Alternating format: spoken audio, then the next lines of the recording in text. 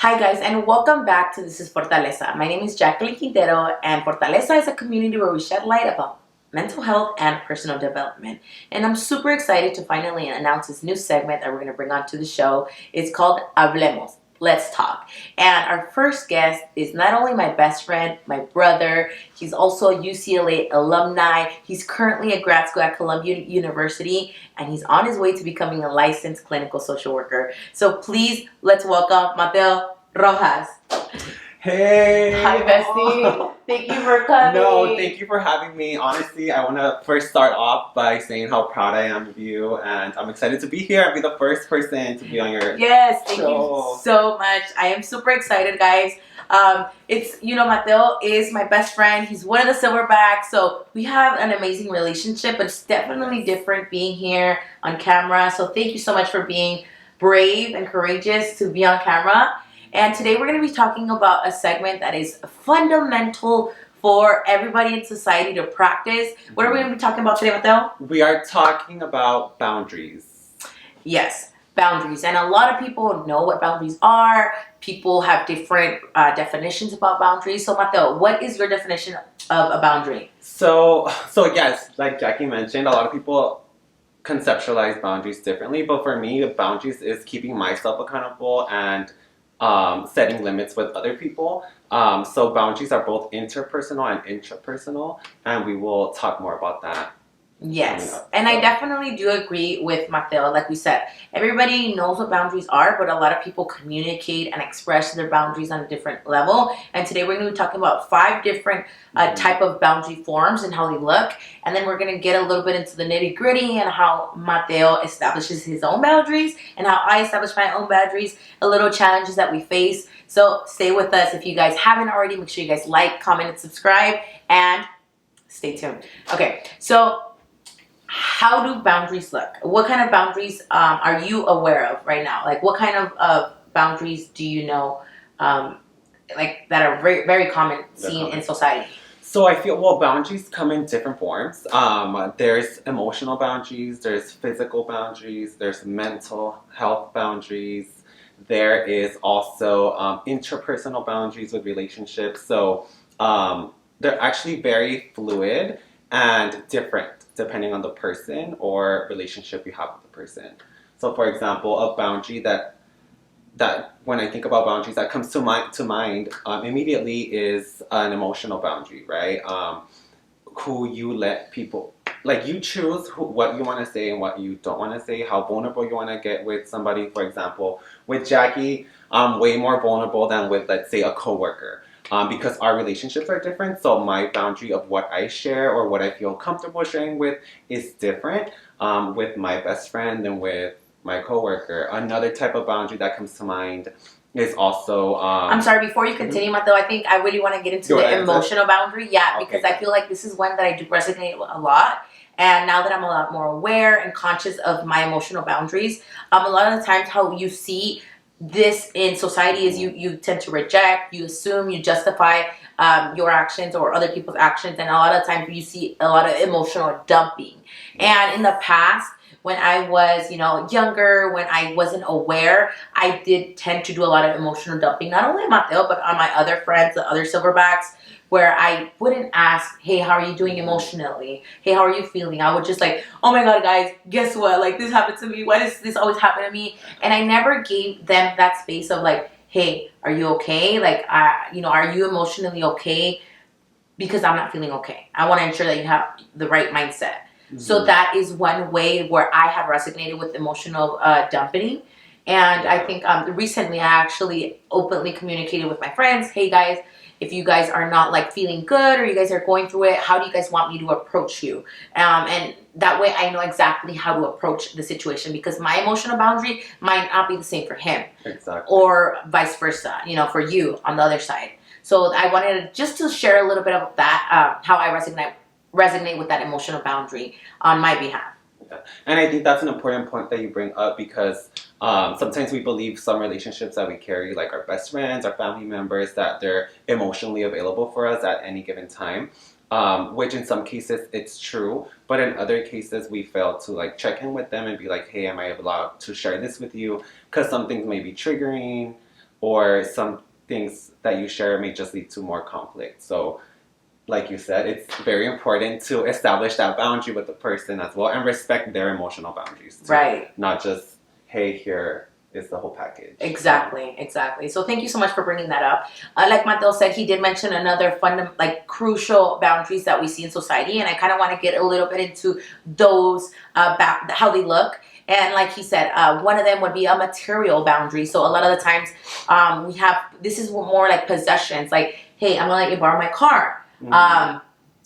We establish that boundary by communicating how it should be shared and how it should be treated. And just like everybody in society, we kind of have things that are personal with us. Like, for example, I'm probably might be a little more resistant on like sharing a hat that was my best friend and is no longer here.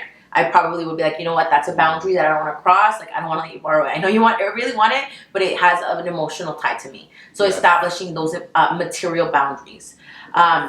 Another one would be time and energy. Do you want to explain a little bit about that one? Yeah, so time and energy is setting boundaries with your friends, other people, or yourself on like how you should manage your time, what you should prioritize. So for example, like something that I struggle sometimes with is saying no when people tell me let's go out, but sometimes I have to set that boundary with myself where it's like I have to get my tasks done first that are of priority, and then I'm able to go out. So sometimes it's okay to say no, and there is fear of missing out or FOMO. That's exactly what I was going to get to. Right? I was going to be like, do you think you struggle with FOMO? And I actually do, but I think also I have like a natural reward system where it's kind of like I tell myself if I finish these tasks or if I complete the checklist that I have, then my natural reward is to go out and spend some social time or other stuff not related to like work, school, or anything of big significance. So, yes. So normalizing that boundary where it's like, okay, what is important? What is priority? What do I myself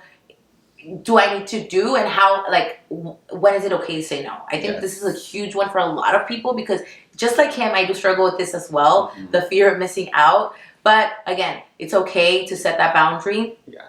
Another one, a boundary that we see a lot is mental boundaries.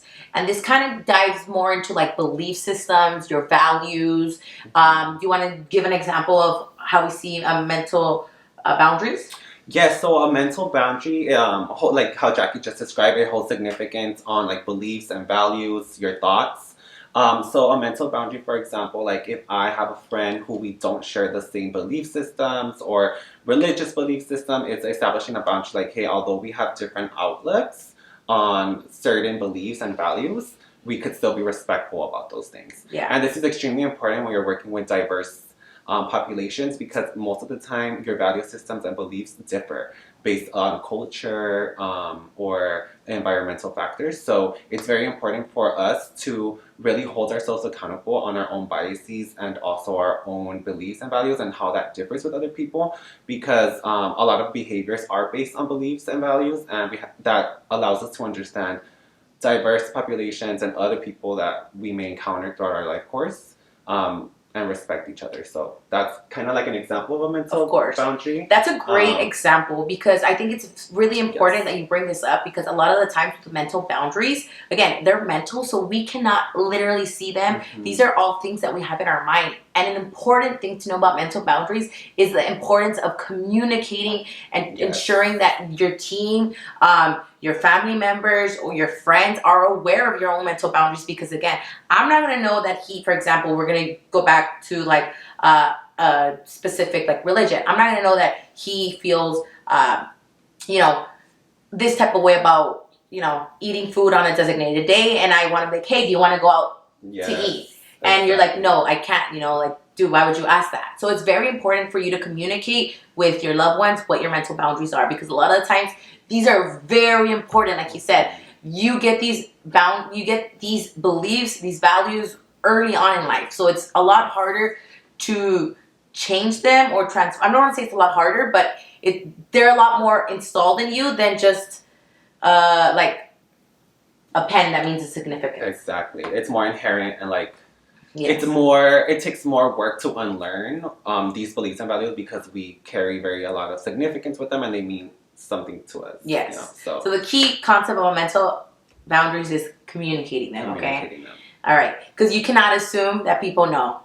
Please, ever. This is the number one thing. A lot of the times, people assume a lot of things. Yes. Do not assume. Ask. Be clear, transparent, straight to the point. I like to say, very raw and unfiltered, but also being precautious of how you're communicating things. This is huge. Okay, huge. Another one that I want to talk about a little bit before I get into the little juicy questions is physical boundaries. And this one's pretty transparent. It's pretty cut clear. And you want to talk about physical boundaries? Yeah, so physical boundaries basically means physical, like proximity, how close you allow someone to be with you, if you allow hugs, if you allow kisses on the cheek, if physical comments as well. Physical comments, if you allow PDA, that's all within the physical boundary realm because it involves literally physical proximity. And I feel like even now with COVID-19, it's super, like everybody's like back up 6 feet.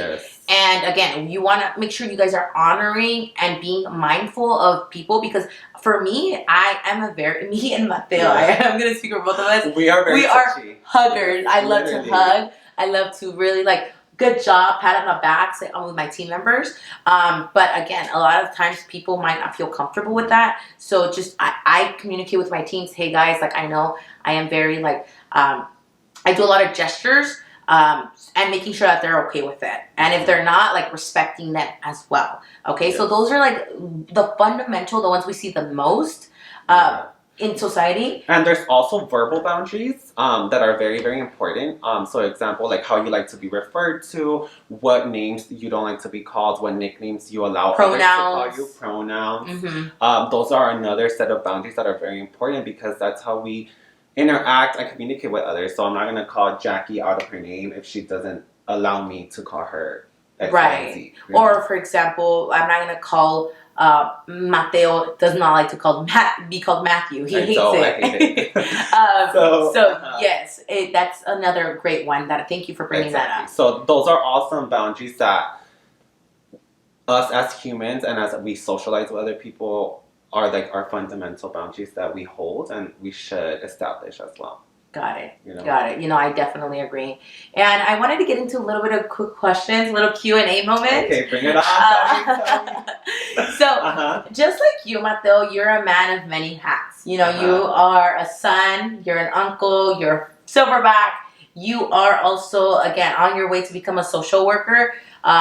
So how do you establish your boundaries? What do you do to establish that? Yes. So when it comes to myself, wearing multiple hats like everyone does, you too, right? Entrepreneur, daughter, sister, all these things. For myself, I hold myself accountable on it's different with everybody. So for example, with my family, I have specific boundaries and maybe it's different with me and you or with my coworkers. But for example, for me, I try to prioritize. So like I did mention, sometimes saying no for me is difficult, right? But for me, it's kind of like an internal reward system. That's how I conceptualize it, where I literally have a checklist. And if I complete tasks, then I allow myself to engage in extracurriculars or other activities. What do they look like? So for example, and I'm gonna be transparent, I like to go out, I like to spend time with friends, I like to also just do stuff like play volleyball on the side or go hiking and stuff. But for me, it's I have to prioritize, and that's a mental boundary that I also put with myself because it's internal, where I tell myself you have to prioritize, because if not, it's difficult. You have to juggle work, you have to juggle internship, being in school full time, and still having these social relationships that you want to hold close to, right? Right. So for me, it's very about accountability, and I establish that with myself and with my friends and my loved ones. Coming back home, even my mom wanted me to come here earlier, but I had to establish that boundary, and it's kind of difficult because it's you miss those connections and your family members, but you have to be very transparent and I can't go home, but I will go home this day.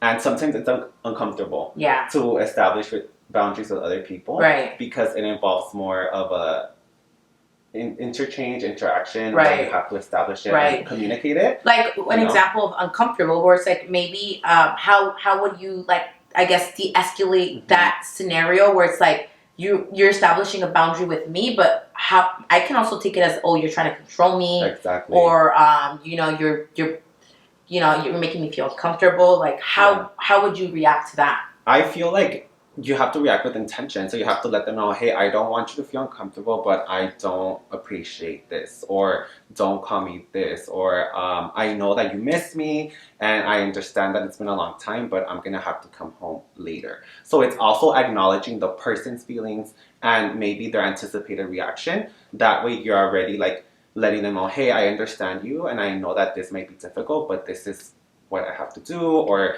when it comes to me and you, this doesn't roll. Like, for example, I don't like, hey, I know you're a big hugger, but I don't really like hugs. It makes me feel uncomfortable. Like, let's just do a handshake. Yeah. That's already a boundary that we established right there, right? Right. And it's acknowledging, like, hey, I know that's how you express love, but for me, it's different. Right, you know? right. So it's kind of like acknowledging. Validating, first. yeah. Validating, acknowledging, and just communicating it. Yeah. And the tone, the volume, the way you deliver the boundary or how you communicate it is going to determine the reaction of a person. Most definitely. That's exactly what I was going to chime into. I'm glad you said that, because I feel like that also itself is super fundamental to know, like how you communicate, what kind of gestures you're giving this person when communicating those boundaries does have a lot to do with how that person is going to perceive and get that boundary communicated. Exactly. So just make sure you guys are aware. And again, something that, I asked you. Yeah. What about you? Yeah.